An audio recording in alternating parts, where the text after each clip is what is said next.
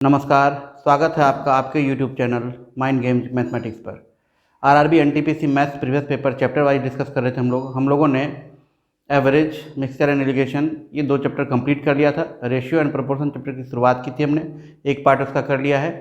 अगर आप लोगों ने उन वीडियोज़ को अभी तक नहीं देखा है तो चैनल के प्लेलिस्ट पर जाएँ और RRB NTPC maths previous paper chapter wise के नाम से जो प्लेलिस्ट है वहाँ आप उन चैप्टर्स को देख सकते हैं। आरआरबी एनटीपीसी में अब तक जितने भी प्रश्न पूछे गए उन प्रश्नों को कंसेप्ट से और मौखिक रूप से हल करने के लिए सिखाया गया है, उसमें आप उसे देखें और लाभ उठाएं। आज हम लोग रेशियो एंड प्रोपोर्शन का सेकेंड पार्ट शुरू करने जा रहे हैं। आइए शुरू करते हैं। आइए पहला प्रश्न करते हैं। देखिए क्या कह रहा है पहला प्रश्न। दो संख्याओं का अनुपात 3:4 है। यदि दोनों संख्याओं में 3 घटा दिया जाए तो अनुपात 2:3 हो जाता है। पहले अनुपात था 3:4, दोनों संख्याओं में 3 घटाने के बाद अनुपात हो जाता है 2:3। दोनों संख्याओं में समान कमी की जा रही है, तो रेशियो में देखिए क्या ये कमी समान है, तो हमको दिख रहा है हाँ ये कमी समान है। इधर भी -1 है, इधर भी -1 है, तो यही -1 यूनिट जो है वो -3 के बराबर हो जाएगा। यानी 1 यूनिट जो है वो 3 के बराबर, 3 की कमी हो रही है। 1 यूनिट 3 के बराबर है। हमसे संख्याओं का योग पूछा, आरंभ में संख्याओं का योग कितना था 7, तो 7 यूनिट का वैल्यू कितना हो जाएगा। 1 यूनिट का वैल्यू 3 है तो 7 यूनिट का वैल्यू कितना हो जाएगा 21। और अगर ये डिफरेंस समान नहीं होता, हम लोगों ने बात की है पार्ट 1 में, अगर आप देखें, आप लोगों ने नहीं देखा है तो देखिए।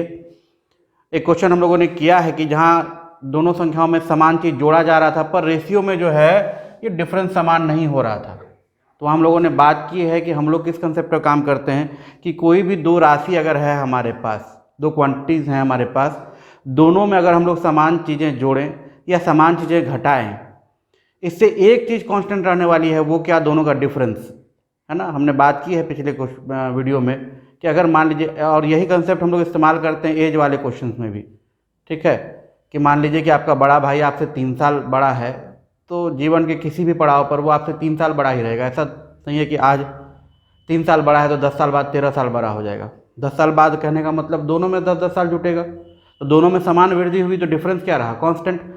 वही चीज़ हम लोग यहाँ भी इस्तेमाल करते हैं, ठीक है। इस पर्टिकुलर प्रश्न में आपके पास ये डिफरेंस सेम था अनुपात में भी, तो कुछ नहीं करना पड़ा। अगर नहीं होता तो ये डिफरेंस हम लोग समान करते, यहाँ का और यहाँ का डिफरेंस, तो अपने आप ये डिफरेंस भी सेम हो जाता। क्लियर है। अगर आप लोगों ने नहीं देखा है तो इसके पहले वाले पार्ट को, रेशियो एंड प्रोपोर्शन के पार्ट 1 को देखिए, वहाँ इस तरह का क्वेश्चन डिस्कस किया गया है। चलिए आगे बढ़ते हैं, अगले प्रश्न पर चलते हैं। अगला प्रश्न देखिए क्या कह रहा है। एक थैले में कुल 56 रुपये हैं जो 1 रुपये 50 पैसे और 25 पैसों के सिक्के के रूप में है। टोटल जो मूल्य है, अमाउंट है, वो 56 रुपया का है ना। और हमारे पास 3 तरह का सिक्का है, 1 रुपया, 50 पैसा और 25 पैसा, नहीं। और इनका जो है अनुपात दिया हुआ हमारे पास, 50 पैसे वाले सिक्कों की संख्या 25 पैसे वाले सिक्कों की संख्या की 2 गुनी है और 1 रुपये वाले सिक्कों की संख्या से 4 गुनी है। 1 रुपया से 4 गुना, इसको 1 मान लेते हैं, ये 4 हो जाएगा। ये 4 इसका डबल है तो ये 2 हो जाएगा। आपके पास ये जो अनुपात दिया हुआ है, ये किसका अनुपात दिया हुआ है, संख्या का। क्लियर है, ये किसका अनुपात दिया हुआ है, संख्या का। तो बेसिक की बात हम लोग करते हैं पहले, बेसिक से हम लोग कैसे इसको अप्रोच करते हैं, वो भी आसान है, बेसिक का भी तरीका। फिर हम लोग दूसरा तरीका भी देखेंगे कि कैसे एक स्टेप में हम लोग काम करेंगे। बेसिक में क्या करेंगे हम लोग, देखिए इसको हम लोग मान लें कि ये x है हमारा, ये 4x है और ये कितना है 2x है, संख्या, ठीक है। ये संख्या का अनुपात दिया हुआ था और ये संख्या हमने मान ली, तो आपके पास रुपया कितना हो जाएगा, x गुना 1, इनके प्रत्येक के इंडिविजुअल मूल्य से गुना कर दें। x सिक्का प्रत्येक 1 रुपया का, तो टोटल रुपया कितना, x गुना 1, 4x सिक्का प्रत्येक 50 पैसा का, 50 पैसा मतलब 1/2 रुपया, तो इसका मूल्य कितना हो गया 4x गुना 1/2। 2x सिक्का प्रत्येक कितना 25 पैसा का, यानी 1/4 मूल्य है इसका, और यही रुपया आपके पास है 56, ठीक है। ये बेसिक हमारा है। अभी हम लोग दूसरा तरीका भी देखेंगे। इसको सॉल्व करते हैं हम लोग। देखिए यहाँ क्या हो जाएगा, x प्लस ये आ जाएगा 2x प्लस ये देखिए x/2, 3x plus x/2, 7x/2 बराबर 56, 7x/2 बराबर 56 है ना। 7 × 8 = 56, x बराबर 16। तो हमसे पूछा गया है 50 पैसे वाले सिक्कों की संख्या क्या है। 50 पैसे वाले सिक्कों की संख्या कितनी है 4x, तो 16 × 4 = 64, हमारा आंसर हो गया कितना 64। ये हमारा बेसिक मेथड है। आइए हम लोग बात करते हैं कि इसको कैसे हम लोग ओरली करें। क्लियर है? चलिए आगे बढ़ते हैं। इस प्रश्न का बेसिक हम लोग सीख चुके हैं, है ना। आइए इस प्रश्न के और भी तरीके देखते हैं, ओरली करने के तरीके देखते हैं, कैसे हम लोग मौखिक रूप से हल करें इन प्रश्नों को। ऐसे 2 तरीके हम लोग देखेंगे, आप लोग ध्यान से बने रहिएगा साथ। देखिए यहाँ पर हमको क्या दिया हुआ है, पहला तरीका देखते हैं कि ये अनुपात है संख्या का, है ना। तो एक बैग हम मान लेते हैं कि एक बैग है हमारे पास जिसमें 1 ठो 1 रुपया है, 4 ठो 50 पैसा है, 2 ठो 25 पैसा है। उस बैग का मूल्य कितना होगा आप बता सकते हैं? उस बैग का मूल्य होगा 1 रुपया 1 रुपया ही बनेगा, 4 50 पैसा 2 रुपया बनेगा और 2 25 पैसा आधा रुपया बनेगा। उस बैग का मूल्य हो जाएगा आपके पास 3.5 यानी 7/2 रुपया। ठीक है। तो ऐसे कितने बैग मिलकर के 56 रुपया बनाएंगे? तो 56 में 7/2 से हम क्या करते हैं? डिवाइड। 56 में अगर हमने 7/2 से डिवाइड किया, ये 2 यहाँ आ गया, 7 × 56, 8 दूनी 16, 16 बैग ऐसे बनेंगे हम लोग। और प्रत्येक बैग में हमको पता है 50 पैसे की संख्या 4 है, तो 16 बैग में 50 पैसे की संख्या कितनी हो जाएगी? 64। क्लियर है? ये एक तरीका हमारे पास है। यहाँ से किसी की भी संख्या 16 बैग हमको मिल चुका है। अगर 25 पैसा का संख्या पूछा तो 16 दूनी 32, अगर 1 रुपया का संख्या पूछा तो 16 × 16। क्लियर? ये एक तरीका हमारे पास है, कोई दिक्कत इसमें? चलिए दूसरा तरीका हम लोग देखते हैं। दूसरा तरीका जो इस क्वेश्चन का है, देखिए, जो ओरली हम लोग कर सकते हैं कि ये अनुपात हमारे पास संख्या का है, इससे हम मूल्य का अनुपात निकाल लें, है ना। मूल्य का अनुपात अगर हम निकालेंगे, देखिए क्या होगा। 1 ठो 1 रुपया 1 रुपया, 4 ठो 50 पैसा 2 रुपया, 2 ठो 25 पैसा आधा रुपया, है ना। मूल्य का अनुपात निकालने के लिए मूल्य से गुना कर दिया हमने, प्रत्येक इंडिविजुअल मूल्य से। इसका मूल्य था आधा रुपया, 4 को आधा से मल्टीप्लाई किया। इसका मूल्य था 1/4 रुपया, इसको 1/4 से मल्टीप्लाई किया। तो मूल्य का जो सरल अनुपात है वो क्या हो जाएगा? 2 से अब इसमें मल्टीप्लाई करना पड़ेगा, ये नीचे वाला डिनोमिनेटर हटाने के लिए। 2:4:1 ये मूल्य का रेशियो आ गया। ठीक है, यानी इस 56 रुपये में सब ठो 1 रुपया मिला करके, सब ठो 50 पैसा मिला करके और सब ठो 25 पैसा मिला करके जो मूल्य बनेगा उनका रेशियो 2:4:1 होगा। तो हमको इस 56 में प्रत्येक का अलग अलग मूल्य मिल जाएगा। जैसे 50 पैसे की सिक्कों की संख्या हमको निकालनी है, तो पहले उसका मूल्य निकाल लें। तो 56 में हम भाग करेंगे 4 2 6 1 7 से और मल्टीप्लाई करेंगे किससे? इस 4 से। ठीक है, क्लियर है? तो ये मूल्य आ जाएगा 50 पैसे का। ये 50 पैसे का क्या आया? मूल्य। हमको संख्या निकालनी है। सब तो 50 पैसा मिलके इतना रुपया बन रहा है, इसमें कितना 50 पैसा रहा होगा? तो इसको 2 से मल्टीप्लाई कर दें हम लोग। क्यों 2 से मल्टीप्लाई करें? 1 रुपया में 2 50 पैसा होता है, तो इतना रुपया में कितना 50 पैसा होगा? तो गुना 2। क्लियर है? तो ये 50 पैसे की संख्या आ गई। अगर हमको 25 पैसे की संख्या निकालनी होती तो ये चीज़ बार बार लिखने की आवश्यकता नहीं है, यहीं से हमको दिख रहा है। तो 4 2 6 1 7, 7 से 56 में भाग दिया 8, 8 गुना 1 8, और प्रत्येक 1 रुपया में 4 ठो 25 पैसा, 8 चौके 32। क्लियर है? 1 रुपये के सिक्कों की संख्या अगर हमको निकालनी है तो पहले मूल्य देखें इसका। 7 से 56 में भाग दिया था 8, 8 गुना 2 16, है ना। 16 और प्रत्येक में 1 ठो 1 रुपये का सिक्का का संख्या, 16 गुना 1 यानी 16 ही रह जाएगा। ठीक है, क्लियर है? तो ये एक तीसरा तरीका हमारे पास हो गया। पहले हम लोगों ने इस क्वेश्चन का बेसिक सीखा, 2 और तरीके सीखे जिसको हम लोग ओरली कर सकते हैं। ये अभी हमने आपको समझाया, इसलिए लिखना पड़ा है। बस रेशियो के बाद हमको कुछ लिखना नहीं पड़ता है ना। आप ओरली कर सकते हैं इसको। और भी क्वेश्चन ऐसे मिलेंगे तो हम लोग देखेंगे कैसे ओरली हम लोग अप्रोच करें। ये सब कुछ लिखने की आवश्यकता नहीं है। आइए अगले प्रश्न पर चलते हैं। देखिए अगला प्रश्न भी सिक्का वाला ही है। रमेश के पास 50 पैसे, 1 रुपया और 5 रुपये के सिक्के क्रमशः 2:3:5 के अनुपात में है। यदि उसके पास कुल रकम 116 रुपया है तो उसके पास 50 पैसे के कितने सिक्के हैं? कुल रकम उसके पास 116 रुपया है और उसके पास जो सिक्के हैं वो किस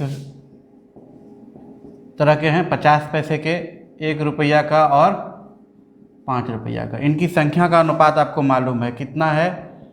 2:3:5। ठीक है, अब देखिए ध्यान से, अगर हम ये एक बैग मान लें जिसमें इस संख्या में रुपये हैं, सिक्के हैं, है ना। तो 2 ठो 50 पैसा वाला है सिक्का, उसका मूल्य 1 रुपया। 3 ठो 1 रुपया वाला है तो उसका मूल्य 3 रुपया। 5 ठो 5 रुपया वाला है उसका मूल्य 25 रुपया। तो इस पूरे बैग का मूल्य हो गया 25, 3 28 और यहाँ 1 रुपया 29, है ना। एक बैग में 29 रुपया आ गया। तो ऐसे कितने बैग 116 रुपया बनाएंगे? तो 116/29, 116/29 यानी 4 बैग। 4 बैग हो गया हमारे पास। तो एक ठो बैग में 2 ठो 50 पैसा है, 4 बैग में कितना 50 पैसा होगा? 8। आपका आंसर आ चुका है। क्लियर है? कोई दिक्कत? दूसरे तरीके से अगर हम लोग देखें तो यहाँ से हम लोग क्या निकालेंगे? मूल्य का अनुपात निकालेंगे। मूल्य का अनुपात अगर हमने निकाला तो इसका मूल्य हो गया 2 50 पैसा का 1, इसका हो गया 3 ठो 1 रुपया 3 और 5 ठो 5 रुपया 25। ये मूल्य का रेशियो हो गया 25, 3 28, 1 29। 116 रुपया में 50 पैसे वाले सिक्कों की संख्या का कुल मूल्य कितना हो जाएगा? 116/29 गुना 1। और 1 रुपया में 2 50 पैसा, तो इतना रुपया में कितना 50 पैसा? इसको 2 से मल्टीप्लाई कर दें। देखिए 29 चौका 116, 4 दूनी 8। क्लियर है? दोनों तरीकों से हम लोगों ने इसे सॉल्व कर लिया। कोई डाउट है? नहीं? चलिए आगे बढ़ते हैं। अगला प्रश्न भी सिक्का वाला है। एक पर्स में 455 रुपये, जिसमें 1 रुपया, 2 रुपया और 5 रुपया का सिक्का का संख्या का अनुपात 2:4:5 है। 1 रुपया, 2 रुपया और 5 रुपया, इनकी संख्या का जो अनुपात है वो क्या है? 2:4:5। क्लियर है? और टोटल जो रुपया आपके पास है वो है 455। तो दोनों जो ओरली तरीके हमारे ओरली करने के हैं उन पर ध्यान देते हुए काम करते हैं। देखिए पहला, अगर ये एक बैग है तो इसका मूल्य अगर हम निकालना चाहें तो यहाँ 5 ठो 5 रुपया वाला सिक्का 25, 4 ठो 2 रुपया वाला सिक्का 8, 25 8 33 और 2 ठो 1 रुपया वाला सिक्का 33 2 35। तो ऐसा कितना बैग हो जाएगा? 455/35। 35 से अगर आप लोग भाग देना चाहें 455 में, ये कट जाएगा कितनी बार में? 13 बार में। देखिए है ना, 13 5 65 का 5, 13 39 6 45, यानी 13 बैग हमारे पास आ गया। क्लियर है? 13 बैग हमारे पास आ चुका है। तो इसमें पूछा है 2 रुपया का सिक्का का संख्या। एक बैग में कै ठो 2 रुपया था? 4 ठो। 13 बैग में कितना 2 रुपया हो जाएगा? 52 ठो। 13 चौके 52। ये एक तरीका हमारे पास हो गया। दूसरा तरीका देखिए, हम लोग मूल्य का अनुपात ले लें। मूल्य का अनुपात क्या हो जाएगा? देखिए 2 गुना 1 2, 4 गुना 2 8, 5 गुना 5 25, 25 8 33 2 35, है ना। तो 455 रुपया में 2 रुपये वाले सिक्कों की संख्या का कुल मूल्य कितना हो जाएगा? 455/35 गुना 8। ये रुपया आ गया, यानी सब ठो 2 टकिया मिलके इतना रुपया बना होगा, है ना। तो कै ठो 2 टकिया रहा होगा?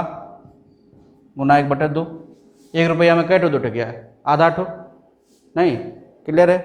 चलिए ये भी आ जाएगा आपका 52। 35 से 13 बार में कटेगा, 2 से 4 बार में कटेगा, 13 चौके 52। ये दोनों तरीकों से हम लोगों ने कर लिया इस क्वेश्चन को। चलिए आगे बढ़ते हैं। अगला प्रश्न देखिए क्या कह रहा है। पी क्यू के मासिक वेतन का अनुपात 4:3 है। पी और क्यू के वर्तमान वेतन में क्रमशः 10% और 5% की वृद्धि हुई। 4:3, इसमें 10% का वृद्धि हुआ और इसमें भी 5% का वृद्धि हुआ, है ना। तो इसका 10% 4.4 हो गया। इसका 10% कितना हो गया? 0.3 15 3.15 हो गया। ये रेशियो हो गया 440:315। 440:315 को आप कटा दीजिए। 5 से कट रहा है, 5 से 88 बार में कटेगा और ये 5 से कई बार में कटेगा? 5 6 30, 5 3 15, 88:63। ठीक है। या आप इसको 400 300 भी मान सकते थे। 400 300 मानने से क्या होता? परसेंटेज आपको फ्रैक्शन में नहीं आता। 400 का 10% 440, है ना। 400 300 मानते तो हम लोग डायरेक्ट पहुंचते यहाँ पर।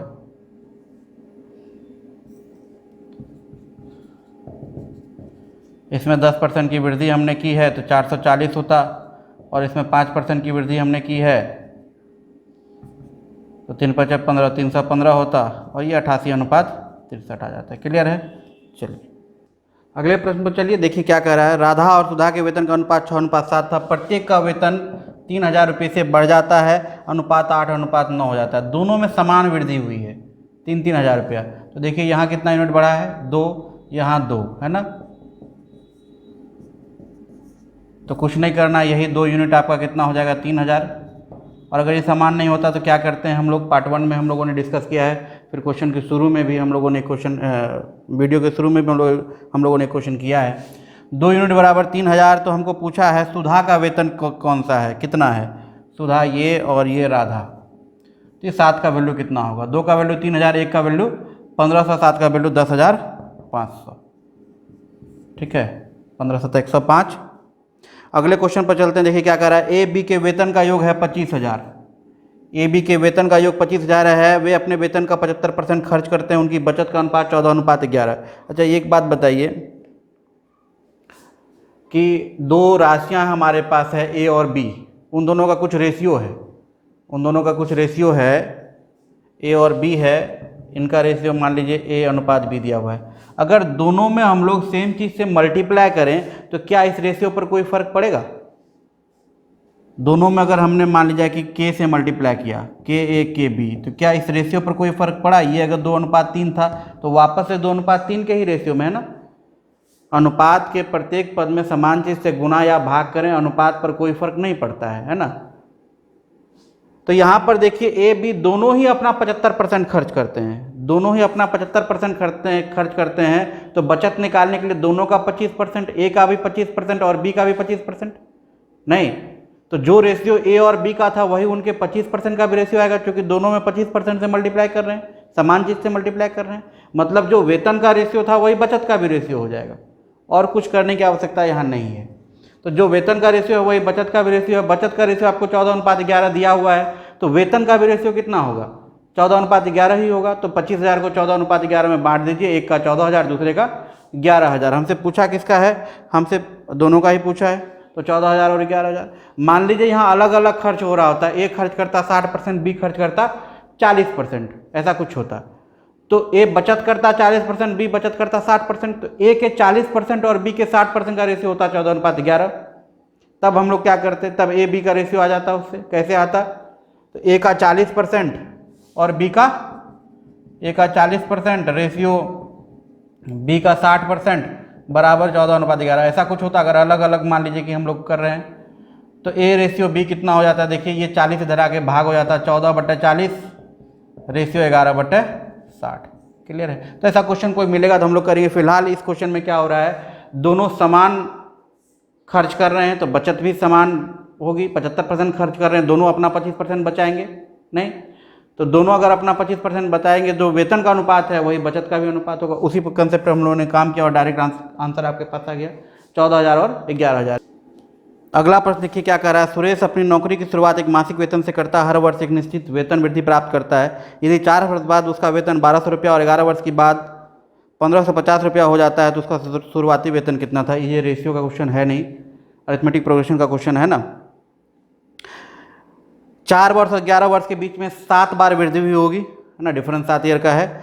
1200 से 7 बार वृद्धि होने के बाद 1,550 हो जाता है। 1200 और 1,500 के बीच डिफरेंस कितना? 350। 350 जो है वो 7 वार्षिक वृद्धि के बराबर है। तो एक वार्षिक वृद्धि कितना का हो जाएगा? 350/7 यानी 50। तो 4 वार्षिक वृद्धि 200 रुपये का, 4 वार्षिक वृद्धि 200 रुपये होने के बाद वेतन 1,200 है, तो शुरुआती वेतन कितना रहा होगा? 1,000। क्लियर है? कोई दिक्कत नहीं। चलिए आगे बढ़ते हैं। अगला क्वेश्चन कह रहा है 24 सेवों को ऐसे 2 भागों में बांटा गया। पहले भाग का 7 गुना यदि दूसरे भाग के 5 गुना में जोड़ा जाए तो योग 146 हो जाता है। मान लीजिए पहला भाग x था, दूसरा भाग y था, तो ये जोड़ के 24 होना चाहिए। पहले भाग का 7 गुना और दूसरा भाग का 5 गुना ये जोड़ा जाए तो 146 हो जाना चाहिए। नहीं, तो यहाँ देखिए इसको रेशियो से कोई मतलब है नहीं। क्लियर है? यहाँ इस दोनों इक्वेशन को हमको सॉल्व करना पड़ेगा। इक्वेशन सॉल्व करने का तरीका देखिए दूसरा हम लोग अपनाएंगे। यहाँ से 5x निकाल के इधर दे देते हैं, 5x निकाल के इधर दे दिए तो ये 5x + 5y हो गया। 5x + 5y, 5 कॉमन ले लिए, 5 गुना x + y, x + y का वैल्यू 24 था, तो 5 गुना x + y का मतलब 24 5 120। यहाँ 2x बचा हुआ है, 120 उधर जाके घटेगा, 146 में 120 गया, 26 नहीं, तो 2x बराबर 26, x बराबर कितना आ गया? 13। पहला भाग 13 हो गया, दूसरा भाग कितना हो जाएगा? 11। क्लियर है? कोई दिक्कत नहीं है। चलिए आगे बढ़ते हैं। अगला क्वेश्चन क्या कहता है, एक पार्टी में उपस्थित पुरुषों और महिलाओं का अनुपात 4:7 है। 4:7, पुरुष 4 आए हैं, तो महिलाएं आई है 7। तो हमसे पूछा है पार्टी में कुल कितने लोग उपस्थित थे, बिना ऑप्शन के क्वेश्चन हो नहीं सकता।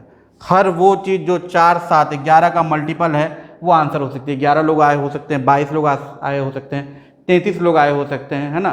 क्यों ऐसा होगा? क्योंकि व्यक्तियों की संख्या कभी फ्रैक्शन में नहीं हो सकती। ऐसा ना 1.5 व्यक्ति आए थे, है ना, आधी महिलाएं आई थी, 2.5 महिला आई थी, ऐसा तो नहीं हो सकता। जब भी होगा तो ये इंटीग्रल फिगर होगा। तो इंटीग्रल फिगर होने के लिए जो भी टोटल संख्या होगी वो 11 का मल्टीपल होगी, तो बिना ऑप्शन के हो नहीं सकता। इसका अनंत उत्तर हो सकता है। ऑप्शन हमारे पास है इसलिए एक कोई उत्तर हो सकता है। देखें ऑप्शन में कौन सा ऐसा है जो 11 का मल्टीपल है। 66 है तो 66 ही होगा आंसर आपका। ठीक है, क्लियर। चलिए आगे चलते हैं। एक कक्षा में 40 विद्यार्थी हैं, एक दिन 7/10 विद्यार्थी उपस्थित थे, उस दिन अनुपस्थित विद्यार्थियों की संख्या क्या होगी? 7/10, 10 में से 7 अगर उपस्थित हैं तो अनुपस्थित कितना है? 10 में से 3, तो 40 का 3/10 निकाल दीजिए। 40 का 3/10 निकाल दीजिए, कितना हो जाएगा? 12। 10 चौके 40, 4 तिहाई 12। क्लियर है। चलिए आगे बढ़ते हैं। अगला प्रश्न देखिए क्या कर रहा है। संख्या युग्मों 6, 15, 20, 43 के प्रत्येक अंक में क्या जोड़ा जाएगी प्रत्येक का अनुपात समान हो जाए? मतलब 6 + x बटे 15 + x ये बराबर हो जाता है 20 + x बटे 43 + x। देखिए इस तरह के क्वेश्चन का जो सबसे आसान तरीका एग्जामिनेशन हॉल में होता है वो बाय ऑप्शन होता है। ऑप्शन में देखिए आप ट्राई करेंगे, पहला ऑप्शन है 3 अगर यहाँ पर रखेंगे 6 × 3 = 9, 15 × 3 = 18, 9/18 1/2। यहाँ 3 अगर हमने रखा 20 × 3 = 23, 43 × 3 = 46, 23 दूनी 46, ये भी 1/2, दोनों बराबर हो गया। तो ऑप्शन से हमारे पास आंसर हो गया क्या? 3।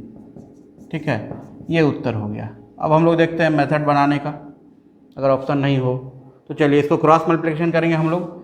क्रॉस मल्टीप्लिकेशन देखिए कुछ ऐसा करते हैं हम लोग, इसको ABCD मान लेते हैं। तो A + x बटे B + x C + x बटे D + x। इधर अगर आप मल्टीप्लाई कीजिएगा तो क्या आएगा? देखिए इधर आ जाएगा AD + AX, है ना, AD + AX। उसके बाद आ जाएगा DX + x²। इधर क्या आएगा? देखिए BC + BX + CX + x², दोनों तरफ से x² कैंसिल, है ना। अब यहाँ देखिए क्या होगा, अगर आप लिखना चाहें तो ये A + D × x उधर से अगर लाएंगे तो -B + C × x, इधर आ जाएगा BC - AD। तो x का वैल्यू आ जाएगा BC - AD बटे A + D - B + C, ऐसा कुछ। पहले प्रोडक्ट का डिफरेंस ले ऊपर में, नीचे में सम का डिफरेंस लें। प्रोडक्ट का जो डिफरेंस ले रहे हैं उसका उल्टा सम का डिफरेंस, है ना। जो राशियां बन रही है 4, 6, 15, 20, 43, तो प्रोडक्ट किनका लेना है? बाहरी राशियों का और मध्य राशियों का। ठीक है, सम भी किसका लेना है? बाहरी राशियों का और मध्य राशियों का। ठीक है, तो जो ऑर्डर हम लोग प्रोडक्ट के डिफरेंस लेंगे उसका अपोजिट ऑर्डर हम लोग सम के डिफरेंस में लेंगे। देखिए यहाँ BC पहले आया है तो यहाँ B + C बाद में आया। एक ये तरीका हमारे पास है बिना ऑप्शन के करने का। इस पर काम करेंगे अगर तो देखिए 15 × 20 घटा 43 × 6 बटे 15, 20, 35, 43, 6, 49, ये वैल्यू कैलकुलेट करना पड़ेगा। ठीक है, तो ये भी बहुत भारी नहीं है कैलकुलेट करना। 15 × 20 300, 43 × 6, 6 चौके 24, 6 तिहाई 18, 258, 300 में 258 चला गया, बचा कितना? 42। नीचे देखिए 49 घटा 35, 14, 14 तिया 42, आंसर आ गया आपका 3। एक ये तरीका हमारे पास आ गया, ये कुछ फार्मूला टाइप बन के आ गया। एक और तरीका देखते हैं हम लोग जो बिना ऑप्शन के करने के लिए बहुत ही बेहतरीन तरीका है और उसमें कंसेप्ट भी है। उस कंसेप्ट का इस्तेमाल हम लोग और भी कई प्रश्नों में करेंगे। आइए उसको देखते हैं। आइए दूसरा तरीका देखते हैं इस क्वेश्चन का। अगर कोई रेशियो हमारे पास है 2/3 है, इसके इक्विवेलेंट रेशियो कैसे हम लोग बनाते हैं कि समान चीज़ से न्यूमरेटर या डिनोमिनेटर में मल्टीप्लाई करते हैं, 4/6 बन जाता है या 6/9 बन जाता है।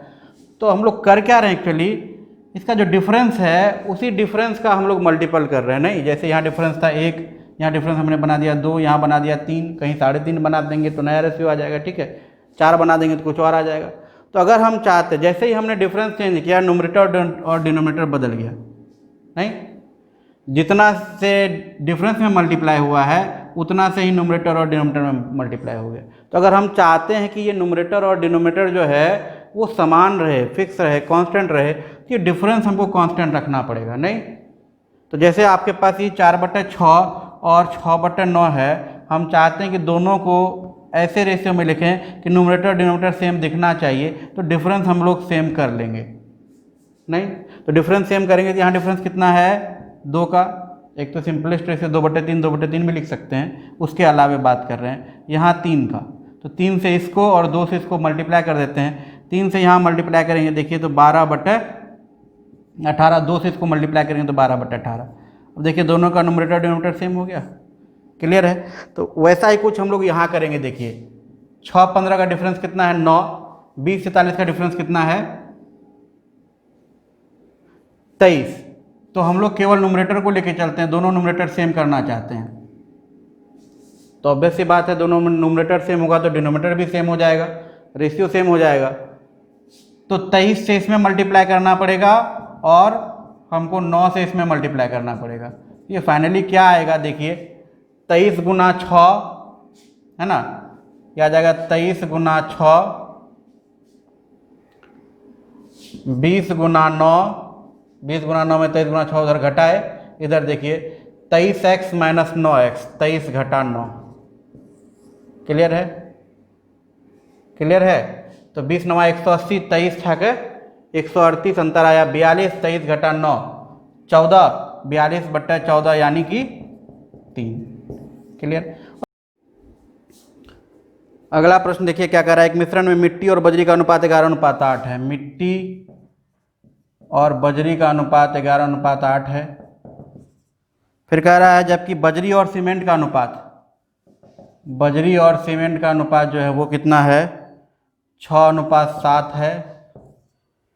तो हमसे कह रहा है मिश्रण में मिट्टी और सीमेंट का अनुपात, बजरी दोनों जगह समान करना पड़ेगा। 8 6 का एलसीएम 24, इसको 24 हमने बनाया, 3 से मल्टीप्लाई, इसको 24 हमने बनाया, 4 से मल्टीप्लाई, 3 से करेंगे 33 24, 4 से करेंगे 24 28।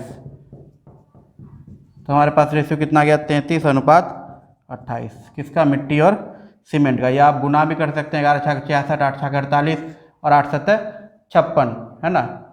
11 6 66, 8 6 48 और 8 7 56। फिर से इसको 2 से कटा देंगे तो 33:24:28 यही आएगा। यहाँ से देख लीजिए मिट्टी और सीमेंट 33:28। क्लियर है। चलिए अगले प्रश्न पर चलते हैं। अगला प्रश्न देखिए क्या कह रहा है, ABC का योग 3800 है, AB के 1/3 के बराबर है। AB के 1/3 के बराबर है, तो B को 3 मान लेते हैं, 1 हो जाएगा। और BC का 5वां भाग है, BC का 5वां भाग है तो CB का 5 गुना 15 हो जाएगा। C का मान पूछा हमसे, 15 3 18 1 19 का वैल्यू 3800 है, तो 1 यूनिट का वैल्यू 200, C का मान 15 का वैल्यू 1500, 15 गुना 200 3000। ठीक है। चलिए अगले क्वेश्चन पर चलते हैं। अगला क्वेश्चन साझेदारी का है। ABC एक साझेदारी में 1,20,393 रुपये का मुनाफा अर्जित करते हैं, जिसे ABC में 5:3:1 में बांटा जाता है। B को कितना हिस्सा मिलेगा। अच्छा, इसमें डायरेक्ट रेशियो दे दिया है तो कुछ करना है नहीं, हमको इसी रेशियो में बांट देना है। B का हिस्सा, तो टोटल हम देखें ABC का रेशियो जो है वो कितना है 5:3:1, तो 5 3 8 1 9, 9 का वैल्यू है 1,20,393। ये वैल्यू किसका है 9 का है। हमसे पूछा B का हिस्सा, 3 से मल्टीप्लाई कर देंगे, 3 से ये कट जाएगा 3 बार में, 3 से इसमें भाग दे दीजिए है ना। 3 चौके 12, थोड़ा सुनना, भाग नहीं रहेगा 40, 40 वाला एक ही तो ऑप्शन है 40,131। आगे भाग लगाने की आवश्यकता है नहीं, नन ऑफ दिस भी नहीं है। ठीक है, तो यही आंसर हो जाएगा आपके पास। क्लियर है। चलिए अगले क्वेश्चन पर चलते हैं। अगला प्रश्न देखिए क्या कह रहा है, R के पास Q के रुपयों का दुगुना है। R के पास Q के रुपयों का दुगुना है, ये रेशियो 2:1 है। पर Q के पास R से 4200 रुपया पाने के बाद R से 4200 R में घटेगा और इसको 4200 मिलेगा, तो ये रेशियो कितना हो जाता है, तो ये रेशियो हो जाता है R के पास Q का 1/4 भाग है, ये 4 हो जाता है और ये 1 हो जाता है। नहीं, इस तरह क्वेश्चन हम लोगों ने किया है पिछले पार्ट में, पार्ट 1 में, और आपने नहीं देखा है तो आप वीडियो को देखिए। 2 बातें हो सकती है, एक तो जो हम लोगों ने पढ़ा है कि ये क्रॉस करें है ना, बेसिक्स को लिखने का तरीका बदल करके, या फिर दोनों में जो है क्या हो रहा है कि पैसा इसके पास से उसके पास जा रहा है, यानी पूरे जो योग है उसमें कोई परिवर्तन नहीं हो रहा है। योग को हम लोग कांस्टेंट कर लें। यहाँ योग कितना है 3, यहाँ योग कितना है 5, 3 और 5 का एलसीएम 15, इसको 15 बनाते हैं तो 5 से मल्टीप्लाई तो ये 10:5 हो जाएगा। इसको 15 बनाते हैं तो 3 से मल्टीप्लाई ये 3:12 हो जाएगा। अब ध्यान से देखिए क्या हो रहा है कि आर में हो रही है कमी, कितना यूनिट का 7 यूनिट का, और देखिए क्यू में वृद्धि हो रहा है 7 यूनिट का। हो गया ना, जितना कमी इसमें हुआ उतना वृद्धि उसमें हो गया। इसी 7 यूनिट का वैल्यू दिया हुआ आपके पास 4200। तो हमसे क्या पूछा गया है, हमसे पूछा गया है कि क्यू के पास आरंभ में कितने रुपये थे। क्यू के पास आरंभ में 5 है ना, 7 का वैल्यू 4200 तो 1 यूनिट का वैल्यू 600, तो 5 यूनिट का वैल्यू 3000। आपके पास क्यू वाला वैल्यू आ गया 3000 रुपया। क्लियर है। चलिए अगला क्वेश्चन क्या कहता है कि 18x और 72 क्रमागत अनुपात में है। 18x और 72 क्रमागत, 3 संख्याएं क्रमागत अनुपात में है। मतलब क्या है कि ये बीच वाला जो है वो रिपीटेड है। जो 18 और x का रेशियो है वही x और 72 का रेशियो है। तो x इनका मध्यानुपात है, x मध्यानुपात है तो x का वैल्यू कितना हो जाएगा √18 गुना 72। यहाँ से 2 इधर दे दी 36 गुना 36, रूट कितना हो जाएगा इसका 36। क्लियर है। चलिए अगला क्वेश्चन देखिए क्या कह रहा है। अगला क्वेश्चन कह रहा है ABC के मासिक वेतन का अनुपात 2:3:5 है। A/B/C 2:3:5 कह रहा है। C का मासिक वेतन A के मासिक वेतन से 1200 रुपया अधिक है। ये जो C है ये A से 1200 रुपया अधिक है। कितना अधिक है यहाँ देखिए 3 यूनिट। 3 यूनिट का वैल्यू 1200 है आपके पास। 3 यूनिट बराबर 1200। तो हमसे पूछा गया है B का वार्षिक वेतन, B यानी 3 यूनिट, तो 1200 ही। ठीक है। चलिए अगला प्रश्न देखिए क्या कर रहा है। कर्मचारियों की 3 श्रेणी, श्रेणी A, श्रेणी B और श्रेणी C, इनको अनुपात जो है वेतन का इनके वो 1:2:3 है। इन्हें क्रमशः 5%, 10% और 15% की वेतन वृद्धि मिले तो नया अनुपात क्या होगा। 5%, 10% और 15% की वेतन वृद्धि मिले। अगर इसका 5, 10, 15% हम निकालेंगे तो वो आएगा डेसिमल में। तो हम बेहतर है कि इसको 100, 200 और 300 बना लें। अब इसमें 5% की वृद्धि दे दें, इसमें 10% की वृद्धि दे दें और इसमें 15% की वृद्धि दें। ठीक है। तो चलिए ये हो जाएगा 105, ये हो जाएगा 220 और ये हो जाएगा 345। अब इसका सरल अनुपात हम लोग ले लेते हैं। देखिए ये कट रहा है 5 से, तो कट ही रहा है। देखिए 5 से कट रहा है ये 21, ये 5 से 44 और ये 5 से कट रहा है 5 6 30, 5 9 45। अब और नहीं कटेगा, 21:44:69। ठीक है। आगे चलिए अगले प्रश्न पर चलते हैं। अगला प्रश्न देखिए क्या कह रहा है। एक निश्चित पार्टी में पुरुष और औरतों की संख्या के बीच 1:2 का अनुपात है। यदि 2 पुरुष और 2 औरत पार्टी छोड़ दें तो यह अनुपात 1:3 बन जाता है। प्रारंभ में पार्टी में कितने लोग उपस्थित थे, है ना। आरंभ में जो रेशियो था वो 1:2 का था, बाद में ये रेशियो 1:3 का हो जाता है। और ये ऐसा क्यों होता है, क्योंकि 2 पुरुषों ने पार्टी छोड़ दी है और 2 महिलाओं ने भी पार्टी छोड़ दी, यानी दोनों राशियों में समान की कमी हुई है। दोनों राशियों में अगर समान की कमी हुई है तो देखिए हम लोगों को अनुपात में भी ये डिफरेंस सेम दिखना चाहिए, पर ये डिफरेंस सेम है नहीं। यहाँ कोई डिफरेंस ही नहीं हो रहा है और यहाँ डिफरेंस हो रहा है। तो हम लोगों ने सीखा है, आप पहला पार्ट में भी देखें तो इस तरह क्वेश्चन किया है, अभी वीडियो के शुरुआत में भी इस तरह क्वेश्चन हमने किया है। तो इस डिफरेंस को सेम करने के लिए यहाँ जो डिफरेंस है और यहाँ जो डिफरेंस है अपोजिट मल्टीप्लाई करते हैं। ऐसा क्यों करते हैं इसके बारे में चर्चा हम लोग कर चुके हैं, क्योंकि ये डिफरेंस सेम जब हम लोग करेंगे तो ये ऑलरेडी सेम हो जाएगा। उसके बारे में बात की हमने, आप शुरू में देख सकते हैं या फिर कल पिछले पार्ट वाले वीडियो में देख सकते हैं। तो यहाँ डिफरेंस कितना का था 1 का, यहाँ डिफरेंस 2 का। 2 1 का एलसीएम 2, इसको भी हम लोग 2 बना लेते हैं। तो यहाँ 2 बनाने के लिए 2 से मल्टीप्लाई 4:2:4 हो जाएगा ये, और ये 1:3 ही रहेगा। अब देखिए इसमें भी 1 की कमी हो रही है, यहाँ भी 1 की कमी हो रही है, और क्वेश्चन आपको कह रहा है कि दोनों में 2 का कमी। तो इस 1 का वैल्यू 2 है, 1 का वैल्यू जो है वो 2 है। तो हमसे पूछा है प्रारंभ में पार्टी में कितने लोग उपस्थित थे, मतलब महिलाएं और औरत पुरुष और औरत मिला करके 4 2 6, 6 का वैल्यू कितना हो जाएगा 12। क्लियर है। चलिए आज के लिए इतना ही, और क्वेश्चंस हम लोग नेक्स्ट वीडियो में करेंगे। सबसे ज़रूरी बात, आप लोग वीडियोस को लाइक और शेयर अवश्य करें। स्वस्थ रहें, खुश रहें। धन्यवाद। मिलते हैं अगले वीडियो में।